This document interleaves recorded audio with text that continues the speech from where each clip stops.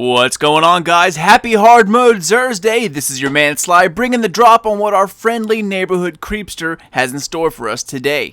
Is it good? Is it bad? Where the F is he? Well, you're about to find out.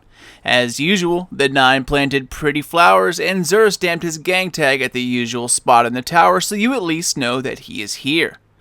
All you gotta do, head down towards the ship hangar. He's creeping down in the lower decks in the back of the Cool Kids Lounge. Head towards the right, and when you pass dead orbit on your left, take the stairs all the way down and head straight until you can't go straight anymore. He's blending with the couches in the back. Alright, so let's check out what Senior Xur has for us today, and as you can see from my cover picture, the yellow smiley tells you all you need to know about Xur's arrival today. It's not the greatest haul I've ever seen, but something new is definitely nice. So first up, let's check it out here. We have the new Titan exotic helmet, the Imperium Bellicose. And scrolling on through, the Mask of the Third Man, an amazing Year 1 Blade Dancer helmet that every hunter is happy to see in Year 2.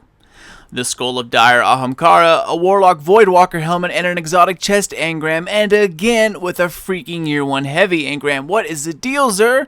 I mean, why are you stuck on these engrams? Galahorn is done and gone, buddy. Let's move on, please. And for his curios, we have my favorite, the Emerald Coil upgrade and the Void Drive Sparrow upgrades. 3 packs of heavy synth and the always welcome 3 of coins. And also, the newly added glass needles. As usual, I'm not even going to touch on this waste of space here at the bottom, so let's take a peek at this Titan helmet, the Imperium Bellicose. It states that this barely understood Golden Age technology once held aloft the floating gardens of Pomona Mons. Now, it's stopping bullets. Its exotic perk that is available upon purchase is anti-grav thrusters, similar to the Warlock's Angel of Light. Aiming weapons while in the air will hold you in place for a short time, and orbs collected while your super is full will recharge your melee ability. Intellect and discipline rolls are mediocre, and although I love that they are intellect discipline, they're not very high, so consider using glass needles on this until you get your desired numbers.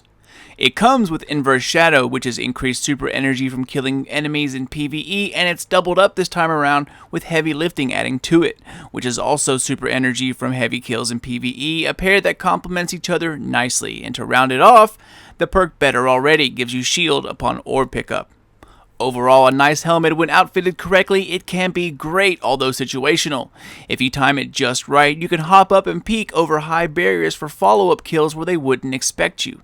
You can also try to get grenade or melee perk rolls when using glass needles for an extra added bonus. The next helmet is Mask of the Third Man. This infamous helmet needs no introduction because we've all been killed by it.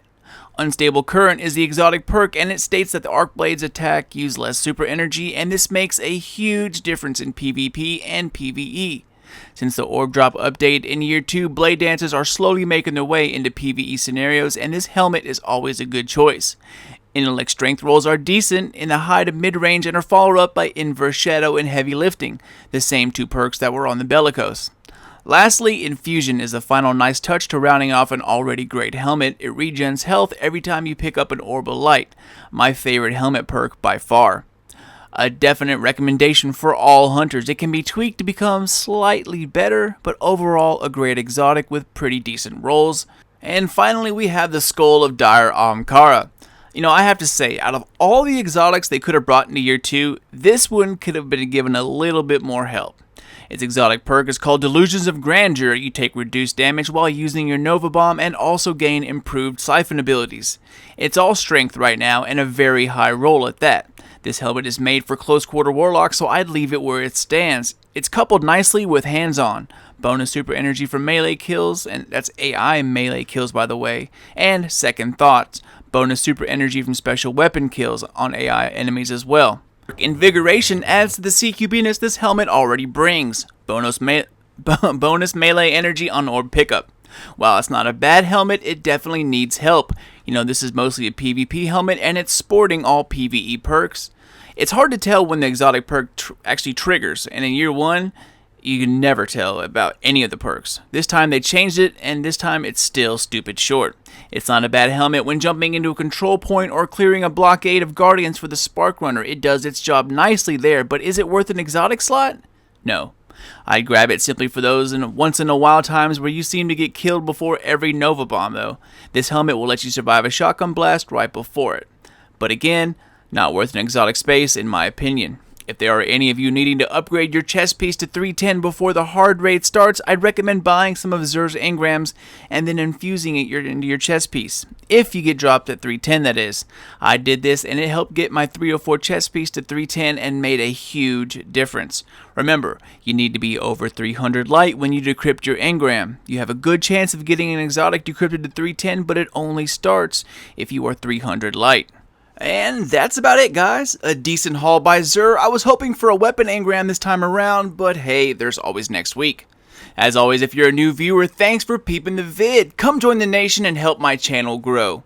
Hope all you raiders enjoy the hard raid. It drops in a little over 4 hours. Good luck to all of you. And if you're watching this right here, right now, then you, my Xursday friend, are the biggest group of badasses that I have ever seen. See you guys. This is your main man Sly. Done, gone, and out.